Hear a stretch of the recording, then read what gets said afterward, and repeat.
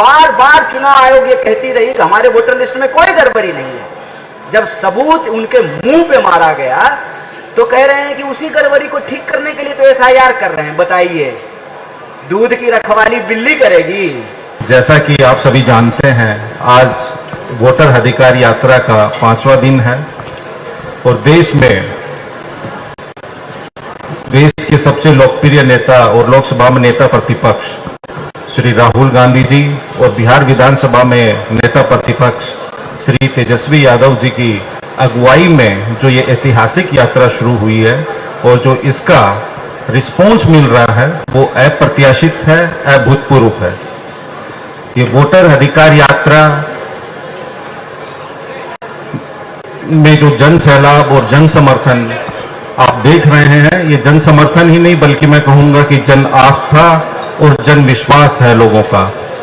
Voter अधिकार यात्रा से बिहार ही नहीं देश के लोगों में एक उत्साह, उमंग और व्यवस्था परिवर्तन की एक ज्वार दिख रही है। बिहार ने फिर देश को एक नई दिशा दिखाई है। बिहार ने फिर देश को एक नया सवेरा दिखाया है।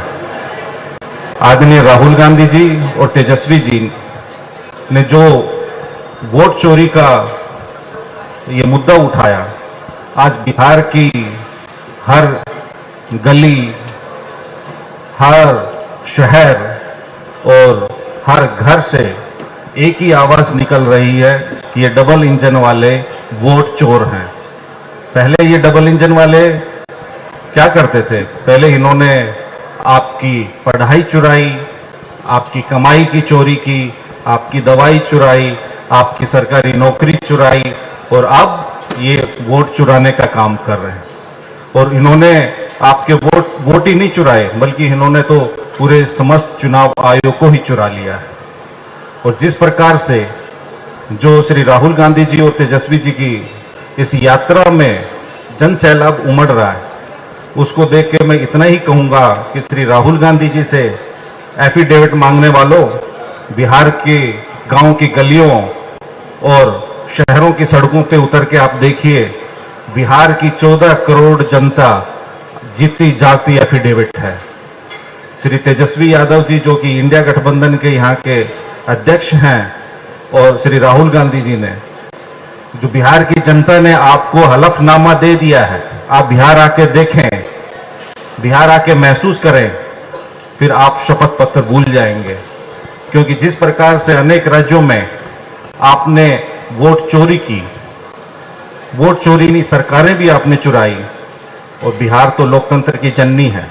बिहार में आपकी ये वोट चोरी का और सीना चोरी नहीं चलेगी। और आप क्या करते थे? ये सरकार वाले पहले कागज मांगते थे और अब कागज मांगते मांगते कागजों में ही जिंदा लोगों को मुर्दा बनाने लग गए। ये मोदी राज अब यमराज बन गए हैं। जिंदा लोगों को मुर्दा दिखाना अब इनका काम रह गया है। और चुनाव आयोग तो हम कहेंगे कि भारतीय जनता पार्टी की एक लोकतंत्र निरोधक प्रशाखा बन गई है बीजेपी के कार्यालय की। जैसा कि सांसद महोदय संजय जी ने आपको बताया कि वोटर अधिकार यात्रा को लेकर बिहार में जबरदस्त जन समर्थन उमड़ा है और वोट चोरी का मामला एक गंभीर मामला है, जिसको लेकर हम बिहार के जिले जिले में जा रहे हैं और बिहार की जनता से जुड़ रहे हैं, संवाद कर रहे हैं, उनको बता रहे हैं।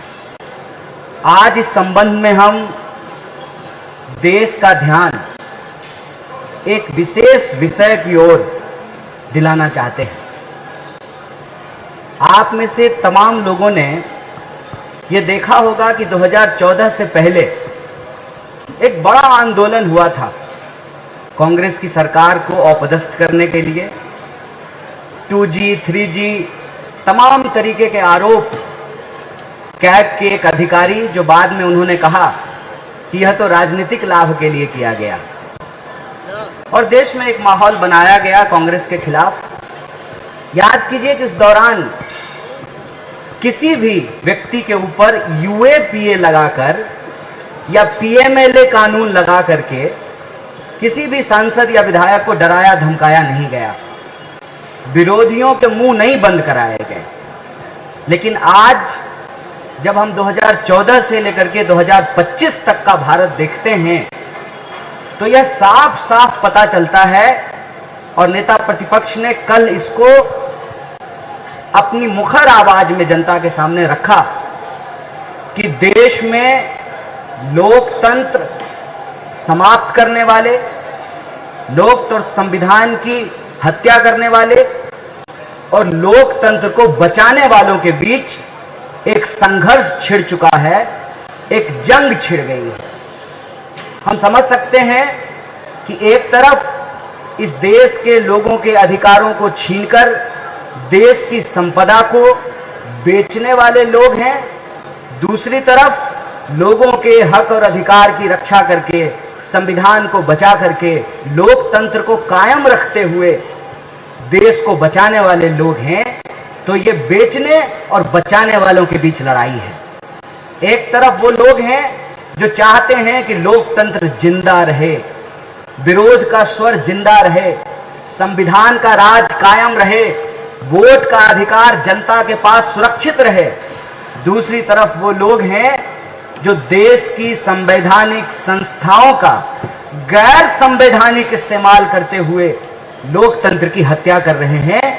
और यह बात हम इसलिए कह रहे हैं कि आप सबने देखा कि 2014 के बाद अमित शाह जी के शब्दों में एक क्रोनोलॉजी इस देश में देखने को मिलती है।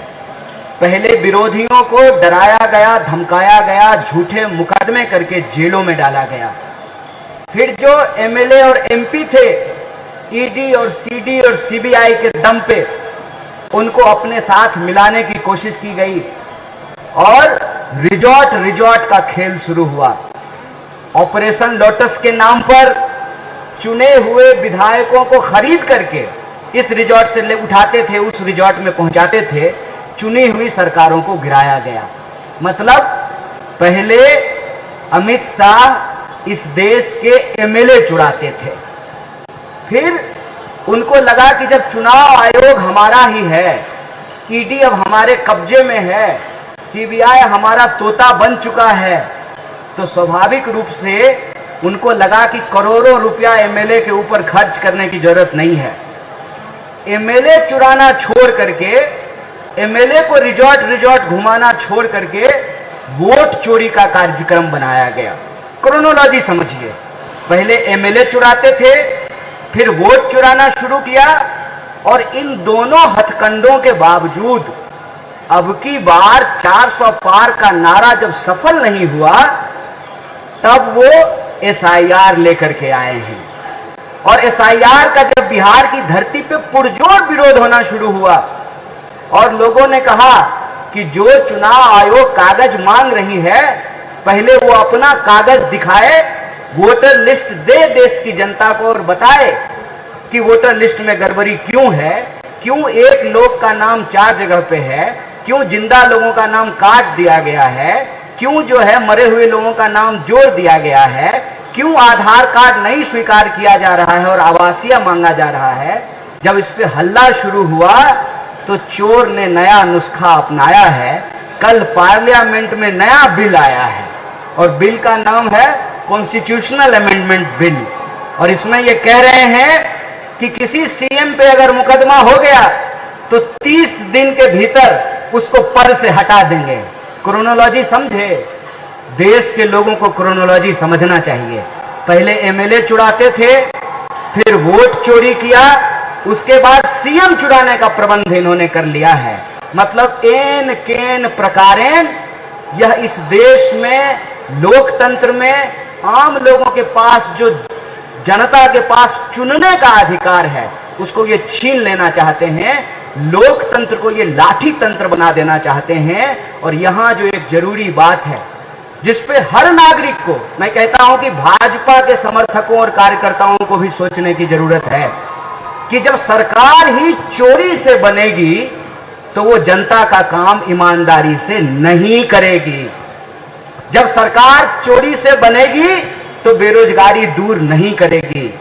जब सरकार अपराधी चलाएंगे तो अपराधियों पे लगाम नहीं लगाया जाएगा।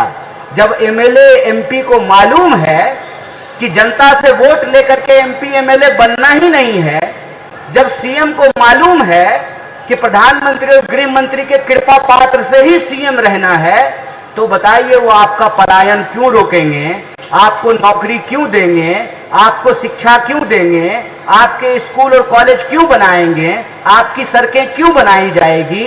यह जो तमाम सवाल है, उन सवालों को लेकर के देश को गंभीर होने की जरूरत है, क्योंकि लोकतंत्र में सबसे बुनियादी अधिकार होता है वोट का अधिकार। अगर वोट का अधिकार ही हमारे पास नहीं है, मतलब हमारे पास रोजी रोजगार का भी अधिकार नहीं है, हमारे पास सुरक्षा का भी अधिकार नहीं है, हमारे पास शिक्षा का भी अधिकार नहीं है, हमारे पास स्वास्थ्य का भी अधिकार नहीं है। और ठीक कहा संजय जी ने, चोरी से बनी हुई सरकार आपकी पढ़ाई, कमाई, दवाई, सिंचाई हर चीज चुराएगी और इस देश की संपत्ति को लूट करके अपने दोस्तों के खजाने में पहुंचाएगी। इसीलिए हमने कहा कि ये बेचने और बचाने वालों के बीच संघर्ष है। एक तरफ वो हैं जो लोकतंत्र को समाप्त कर देना चाहते हैं, उसको लूट तंत्र और लाठी तंत्र बना देना चाहते हैं। दूसरी तरफ वो लोग जो इस देश से प्यार करते हैं, जिनको अपने परिवार से प्यार है, जिनको अपने बच्चों से प्यार है, जो अपने आने वाली पीढ़ी के बारे में बेहतर सोचना चाहते हैं, उनको वोट के अधिकार को बचाना पड़ेगा। क्योंकि वोट का अधिकार नहीं रहेगा तो ना आपके पास रोजगार रहेगा, ना नौकरी रहेगी, ना पेंशन रहेगा, आपके पास कोई अधिकार बचेगा ही नहीं। इसीलिए यह यात्रा वोट चोरी को रोकने की यात्रा है।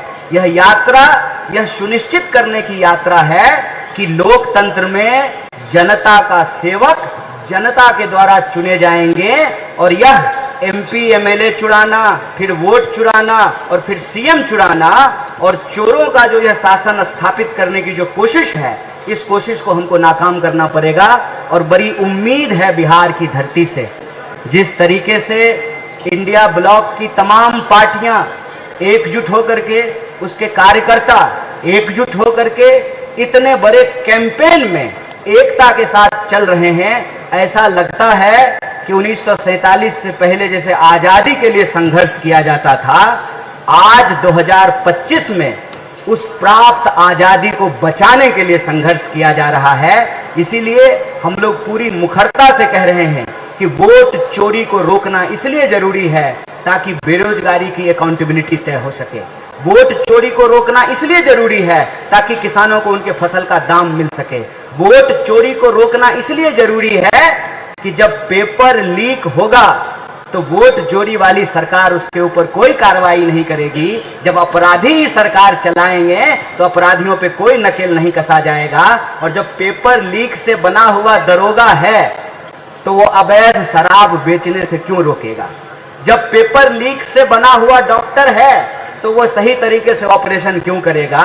जब पेपर लीक से बने हुए अधिकारी हैं तो उनका जनता के प्रति कोई जो है, कोई उनकी जिम्मेवारी नहीं है, कोई उत्तरदायित्व नहीं है। इसीलिए हर व्यक्ति को, देश के एक एक नागरिक को यह समझना पड़ेगा कि वोट चोरी को रोकना दरअसल संविधान को बचाने की लड़ाई है, उस आजादी को महफूज रखने की लड़ाई है जिसको हमको पुरखों ने दिलाई है। बहुत बहुत शुक्रिया, बहुत बहुत धन्यवाद। जो भी प्रश्न पत्रकार साथी के होंगे हम यथासंभव उसका जवाब देने का प्रयास करेंगे। बहुत बहुत धन्यवाद। ये जो संविधान का 130वां संशोधन बिल कल उन्होंने प्रस्तुत किया, यह संविधान और लोकतंत्र के साथ साथ संघीय ढांचे को खत्म करने का एक अलोकतांत्रिक, तानाशाही, निरंकुश और मनमाना बिल है। जैसा कि कन्हैया जी ने कहा, सीबीआई, ईडी, इनकम टैक्स और इलेक्शन कमीशन की तमाम कोशिशों के बावजूद भी ये विपक्षी नेताओं की आवाज को कुचल नहीं, दमन नहीं कर पा रहे उनकी आवाज का। तो अब इन्होंने इस एसआईआर यात्रा शुरू होने के बाद आनन फानन में ये एक बिल लेके आए हैं और इस बिल में अब ये चाहते हैं कि एक थानेदार एक मुख्यमंत्री को गिरफ्तार करके उसकी सरकार गिरा दे। इन एजेंसियों से कुछ नहीं हुआ। माननीय उच्चतम न्यायालय ने जो उनकी ऑब्जर्वेशंस रही ईडी के केसेस में, अच्छा ये इनका संयोग है या प्रयोग, 95% केसेस इनके विपक्षी नेताओं और विपक्षी पार्टियों के खिलाफ क्यों होते हैं? आज हम विपक्ष में हैं तो भ्रष्टाचारी हैं, कल भारतीय जनता पार्टी में चले जाएंगे तो शिष्टाचारी हो जाएंगे। जैसे कन्हैया जी ने जिक्र किया ऑपरेशन लोटस, तो इस ऑपरेशन लोटस की तो बोलती बंद तो ऑपरेशन पोटस ने कर रखी है ना, ऑपरेशन सिंदूर के बाद कुछ बोल पा रहे हैं वो। अब एक थानेदार को इतनी ताकत दे देंगे कि वो एक मुख्यमंत्री को जेल में डालेगा, 30 दिन में ना कोई सुनवाई होनी है, ना कोई सजा होनी है, ना कोई ट्रायल होना है, और 30 दिन में मुख्यमंत्री हट जाएंगे। तो जैसा सही कहा इन्होंने, अब वो रिजोर्ट पॉलिटिक्स नहीं होगी। अब पहले एमएलए खरीदने के लिए इनको कवायद करनी पड़ती थी, तो जैसे क्रोनोलॉजी की बात हुई, आप समझिए पहले इलेक्ट्रोल बॉन्ड लेके आए, इलेक्ट्रोल बॉन्ड में किसी के यहाँ छापा मारते थे, कॉर्पोरेट कंपनियों से उन्होंने पैसा लूटा, I am using the word लूट। वो 13,000 करोड़ रुपए भारतीय जनता पार्टी के अकाउंट में है इलेक्ट्रोल बॉन्ड्स का। उस 13,000 करोड़ का आप पूछिएगा उनको ब्याज कितना आता है भारतीय जनता पार्टी का। उस इलेक्ट्रोल बॉन्ड के पैसे से ये एमएलए खरीदे, इन्होंने सरकारें बदली, फिर उसके बावजूद भी सरकारें नहीं की, जैसे झारखंड में ये विफल हुए, बिहार में हमने इनको विफल किया, तो अब दिल्ली में भी इन्होंने कोशिश की। अब सत्येंद्र जैन तो बरी हो गए, हेमंत सोरेन जी को जेल में डाला, उनको भी हाईकोर्ट ने कहा कोई केस ही नहीं बनता था, सत्येंद्र जैन जी बरी हुए ना, उनको तमाम मीडिया के साथियों ने भ्रष्टाचारी और क्या क्या उनके वीडियोस लीक करते थे ये जेल से, क्या हुआ? तो अब ये 30 दिन का शिगुफा लेके आए हैं। अब सीधा एक ना पैसा खर्च होना, ना रिजोर्ट में ले जाना, ना एमएलए को पैसा देना, क्योंकि पैसा देंगे कहां से, इलेक्ट्रोल बॉन्ड बंद हो गया। तो अब भैया थानेदार को दे दो, थानेदार के हाथ में मुख्यमंत्री की कॉलर थमा दी है इन्होंने। क्या ये लोकतंत्र है? मैंने कहा ना, लोकतंत्र को ये जंजीरों में जकड़ना चाहते हैं। The rightist and radical people always wants A changed democracy, they always want it. और जैसा अभी कन्हैया जी ने भी जिक्र किया, आप जो भी दक्षिणपंथी अधिनायकवादी ताकतें होती हैं वो पूंजीपति मित्रों के लिए लोकतंत्र का दमन करती हैं। क्यों? क्योंकि उसमें गरीब गुरबे को ये खत्म करती है। गरीब गुरबे का सबसे बड़ा हथियार क्या है? मत का अधिकार। तो मत का अधिकार तो ये एसआईआर के जरिए छीन रहे हैं। लोकतंत्र पे कुठाराघात करने के लिए संविधान संशोधन भी ले आए। तो किसके लिए कर रहे हैं ये? संविधान को क्यों खत्म करना चाहते हैं? तो इसी चीज की हमारी लड़ाई है। और ना हम इनके संशोधन से डरने वाले हैं, ना पहले इनकी सीबीआई, ईडी, आईटी से डरे। हम लड़ने वाले लोग हैं, लड़ेंगे और जीतेंगे। देखिए, सत्ता का अहंकार ऐसा ही होता है, ये बड़ी जल्दी सर पे चढ़ जाता है। अव्वल तो ये जो भी कानून ला रहे हैं, इनको समझना चाहिए कि इनकी सरकार हमेशा नहीं रहने वाली है। अगर ऐसे कानून रहे तो कल ये भी इसके भुक्तभोगी हो सकते हैं, ये भी इसके शिकार हो सकते हैं। लेकिन सत्ता के अहंकार में ये कुछ भी सोचने समझने को तैयार नहीं है। ये पूरा जो हमने आपको विषय बताया है कि जब से ये सरकार 2014 में आई है, आप इसके एक एक काम को देखिए। पहले ये यूनिवर्सिटी के भीतर विरोध के स्वर को दबाए, देश के जन आंदोलनों को कुचला, एक्टिविस्टों को, लेखकों को, पत्रकारों को, जो भी इनके खिलाफ लिख रहे थे उनको जेलों में बंद किया। अरे एनडीटीवी तो अभी भी चल रहा है ना, चल रहा है ना। आप अदानी जी चला रहे हैं तो चल रहा है। पहले जो है उस पर ईडी और सीबीआई चल रहा था। जैसा कि इन्होंने कहा संजय जी ने कि 1 मिनट में जो है आपका परिचय बदल जाएगा। आप भाजपा से लड़ते रहिए, आप भ्रष्टाचारी और देशद्रोही रहेंगे। आप भाजपा ज्वाइन कर लीजिए, आप तुरंत सदाचारी हो जाएंगे। हम बार बार कहते हैं कि भाजपा पार्टी नहीं है, वॉशिंग मशीन है, तुरंत धुल जाते हैं, साफ हो जाते हैं। तो इन्होंने शुरू से एक व्यवस्था की कि कैसे जनता का वोट लेकर के जनता को ही गुलाम बना दिया जाए। देश की आजादी में यदि ये हिस्सा लेते, अंग्रेजों से लड़ते, तो ये ऐसा नहीं करते। क्योंकि जो इन्होंने बनाया ही नहीं है, जाके पैर न फटे बिवाई वो का जाने पीड़ पड़ाई, इनको जो है आजादी दिलाई नहीं, इसलिए आजादी से इनको कोई लेना देना नहीं है। तो ये शुरू से उस आजादी को खत्म करने का प्रयास किया और हर बार ये नया हथकंडा लेकर के आते हैं। बिल्कुल ये चोर की मानसिकता होती है। एक बार पकड़ा जाएगा तो अगली बार चोरी करने की आदत नहीं छोड़ सकता। चोर चोरी से गया कि तुम्बा फेरी से गया, एक कहावत है। तो ये चोरी तो छोड़ नहीं सकते हैं क्योंकि ये इनकी फितरत है। तो ये ना तरीका नया ले आते हैं। पहले विरोधियों को पकड़ पकड़ करके जेल में डाला, फिर ईडी का रेड करवा करवा करके जो है एमएलए को डराया, फिर रिजॉर्ट घुमा करके एमएलए खरीदे, एमएलए खरीद करके चुनी हुई सरकार गिराई। जब इसमें भी ये विफल होने लगे, बिहार में सफल नहीं हुए, राजस्थान में सफल नहीं हुए, झारखंड में सफल नहीं हुए, तब इन्होंने वोट चोरी का कार्यक्रम किया। वोट चोरी के कार्यक्रम से भी इनको जितनी सफलता मिलनी चाहिए उतनी सफलता नहीं मिली। आप मुझे बताइए, अब की बार 400 पार का नारा क्यों दिया गया था? आया तो इनको 240, वो इसलिए दिया गया था कि वोट चोरी करके ये 400 तक पहुंच जाएंगे, लेकिन ये 400 तक नहीं पहुंच पाए। तो इन्होंने जो है, पहले चुनाव आयोग इस बात को इनकार करती रही कि हमारे वोटर लिस्ट में कोई गड़बड़ी है। बार बार चुनाव आयोग ये कहती रही कि हमारे वोटर लिस्ट में कोई गड़बड़ी नहीं है। जब सबूत उनके मुंह पे मारा गया तो कह रहे हैं कि उसी गड़बड़ी को ठीक करने के लिए तो एसआईआर कर रहे हैं। बताइए, दूध की रखवाली बिल्ली करेगी? जो चुनाव आयोग इतनी ईमानदारी नहीं बरत रही है कि राहुल गांधी जी से हलफनामा मांग रही है, और गोली मार ठाकुर से जो है ना हलफनामा नहीं मांग रही है, वो बिल्ली जो है दूध की रखवाली करेगी? चुनाव आयोग को अपनी निष्पक्षता साबित करनी चाहिए। जब इनको लगा कि वोट चोरी पर भी हल्ला हो गया है तो इन्होंने ये कॉन्स्टिट्यूशनल अमेंडमेंट बिल लेकर के आए। पहले एमएलए चुराते थे, फिर वोट चुराए, अब जो है ना मुख्यमंत्री चुराएंगे। और असल में मैं आपको बता दूं, ये चाहते हैं जैसे भाजपा के भीतर अमित शाह और मोदी जी के सामने कोई आवाज नहीं निकालता है, कल को एनडीए की भी यही हालत हो जाए। नीतीश कुमार अगर चाहे भी कि मुझे पलटना है तो उनको पलटने ही नहीं दिया जाएगा। चंद्रबाबू नायडू यदि चाहे भी कि हमको पलटना है तो उनको पलटने का ऑप्शन ही नहीं दिया जाएगा।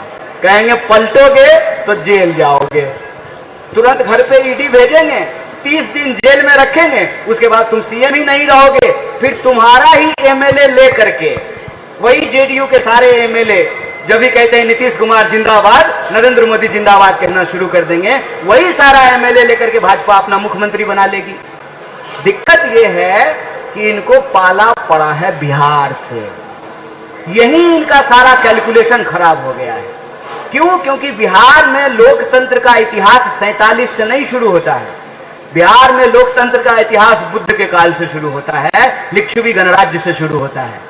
बिहार की धरती 1942 के भारत छोड़ो आंदोलन का सेंटर रहा है। बिहार की धरती इस देश के हर आंदोलन का सेंटर रहा है। ये एसआईआर करने के लिए आ गए बिहार। अब बिहारी इनको भादों के रौदा में शीतलहरी का मजा दिलाने वाला है। और उसका असर मैं आपको बता दूं कि कल प्रधानमंत्री हमारे जिले में आ रहे हैं उस पुल का उद्घाटन करने के लिए जिसका उद्घाटन वो ऑलरेडी कर चुके हैं। डबल इंजन की सरकार में एक ही पुल का 2-2 बार उद्घाटन किया जाता है। यही डबल इंजन की सरकार है। क्यों? क्योंकि जनता जो आ रही है वोटर अधिकार यात्रा में उमर करके, तो प्रधानमंत्री जी मिस कर रहे हैं। उनको भी रील बनाने का मन कर रहा है। लाइक कीजिए, सब्सक्राइब कीजिए। प्रधानमंत्री को देखे हैं लाइक और सब्सक्रिप्शन के लिए भीख मांगते हुए? इकलौते ऐतिहासिक प्रधानमंत्री भारत की भूमि में हुए हैं जो सब्सक्रिप्शन और लाइक के लिए भीख मांगते हुए दिखते हैं। तो उनको भी मन किया है कि 2-2 नेता प्रतिपक्ष जो है यात्रा निकाल रहे हैं बिहार में, पूरा इंडिया ब्लॉक साथ में है, तो उनको मन किया कि थोड़ा हम भी रील बना लेते हैं। तो कल गंगा जी के किनारे जो है ना वो रील बनाएंगे। तो गंगा के किनारे, गंडक के किनारे, सोन के किनारे, बागमती के किनारे, बलान के किनारे, कोसी के किनारे रहने वाली जो बिहार की आवाम है उसने ये तय किया है कि लोकतंत्र की जननी से लोकतंत्र को समाप्त नहीं होने दिया जाएगा। इनकी हर कोशिश को हम नाकामयाब करेंगे। इनका बहुमत संसद में जरूर है, सड़क पे हम अपनी बहुमत साबित करेंगे। इसीलिए यह यात्रा चल रही है, अनवरत जारी है। अच्छा, तो ऐसा कहेंगे तो नीतीश कुमार जिस स्कूल में पढ़े थे वो तो नेहरू जी का देन है। अब मोदी जी का इलाज जिस अस्पताल में हुआ था वो भी नेहरू जी का देन है। अगर ऐसा भाजपा कह रही है तो उस भाजपा के नेता को पूछिएगा कि तुम्हारे पप्पा का जहां इलाज हुआ था वो भी तो कांग्रेस के टाइम में बनाया हुआ है। तुम्हारा विद्यालय जो बना हुआ है वो भी तो जो है कांग्रेस के टाइम में बना हुआ है। तुम आज नेता बने हो इसीलिए ना, क्योंकि जनता का अधिकार आया है, वोट का अधिकार आया है। वरना राजा के, रानी के पेट से राजा पैदा होता था। तो ये अधिकार तो कांग्रेस पार्टी ने दिलाया है। इस आजाद हवा में जो सांस ले रहे हो वो आजादी तो कांग्रेस पार्टी दिलाई है। देखिए कोना कोना कौन कोना सोतली पुतो कोना खन्ने से काम नहीं चलेगा। जवाब देना पड़ेगा कि इस देश में मताधिकार की चोरी क्यों की जा रही है। और हमारी समझ ये है कि मताधिकार की चोरी इसलिए की जा रही है ताकि जनता का काम ईमानदारी से नहीं करना पड़े। चोरी की सरकार बेरोजगारी के सवाल को नहीं हल कर सकती। हमारे उस दौर में लोकतंत्र सबसे अधिक समृद्ध था। जो back benchers of the society, जो कभी एमएलए, एमपी और मंत्री नहीं बने थे, भोलाराम तूफानी जैसे लोग, वो हेलीकॉप्टर में उड़ के अपने घर जाते थे। तो उतना स्वस्थ और समृद्ध और मजबूत लोकतंत्र कभी नहीं था। रही बात आपने सम्राट चौधरी की बात की, वो तो उस दौर में हमारे साथ थे।